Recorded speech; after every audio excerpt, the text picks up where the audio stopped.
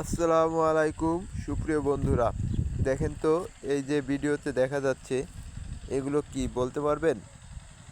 এগুলো কিন্তু আমরা বলি অনেকে বীজ ধান বা ধানের বিচি, বা আমরা অনেকে বলি এই ধান থেকেই কিন্তু এই বিচি চারা গাছ, যেটাকে বলা হয় ধানের চারা, বা আমরা অনেকে বলে থাকি পাতা। অনেকে অনেক কিছুই বলেন, কিন্তু এইটা কার ভাষায় কি বলেন?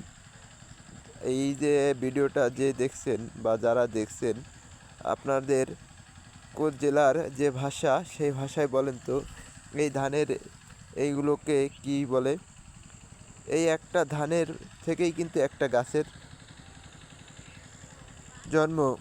এই গাছ দিয়েই কিন্তু একটা গাছ দিয়ে কিন্তু 100 150 অনেক অনেক ধান হয়। এই একটা ধানের থেকেই একটা চারা, আর একটা চারা থেকেই কিন্তু ধানের সৃষ্টি বা ধানের ফলন।